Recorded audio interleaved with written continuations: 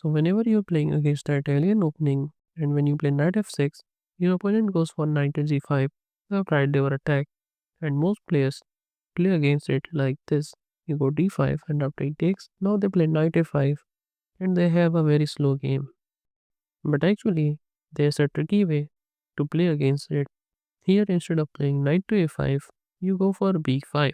This is a very tricky move and most of your opponents will not be ready to play against it. So here you have the following responses: capturing this knight, capturing this pawn, or even moving the bishop back. This is the best move. So first of all, if he captures your knight, then you will capture his knight, and then you can just develop your bishop, attack this knight, castle, and continue to play. You can also go for queen to d6 to target this pawn. But what if here he captures this pawn, pinning your knight to the king? Then you will just capture this pawn, attacking the bishop and this g2 pawn. So if he captures the knight, then you will take, and after he castle, you just develop your bishop. You're threatening mate in 1, so you will play f3, then you just play h6, attacking the knight. Knight moves back, and then you can just develop your bishop, and after he moves his king, you can castle on the queen side, and then launch these pawns on the king side, and this is quite better for black. But what if here he doesn't take the knight, and instead plays bishop f1, defending this pawn? Then you just play bishop c5, just developing the bishop. Knight c3, attacking the queen. Then you play bishop takes f2, sacrificing the bishop. He got a take. Then you have queen d4 check. If he goes king to e2, then you will bring in the bishop. Now you got a block with the knight, otherwise you will lose the queen. But then you have e4, and you win the knight with interest. And this king also cannot castle. And here, if he plays king to e1, then you have queen to h4 check, forking the king and this knight. And then you will just grab the knight. And again, this is better for black here. Now what if here, he doesn't capture this pawn, he doesn't capture this knight, but just go back with bishop f1. Then you just play knight to d4.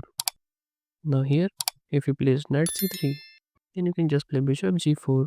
You got a block with the bishop, then just take. And after he takes, now you can attack the knight. And wherever this knight moves back here, you're going to take. Let's say you place knight f3. Then you will take and damage the pawn structure, and then you can take this pawn and continue attacking. But what if here he plays c3? This is a stronger response by white. Then you ignore the knight and play knight takes d5, which is a discovered attack on his knight. So let's say he captures your knight, then you take. Capturing this pawn is bad because you can take, and after he blocks, white have isolated pawn, which is a weakness. And don't forget to defend this pawn by playing a6 or c6. But what if here he goes bishop takes b5 check, then you can move the king. Now here, if he captures this pawn, then you will take this pawn, and now it's over for white here. Therefore here, he might try queen f3, attacking this knight, and also preventing this knight from moving away.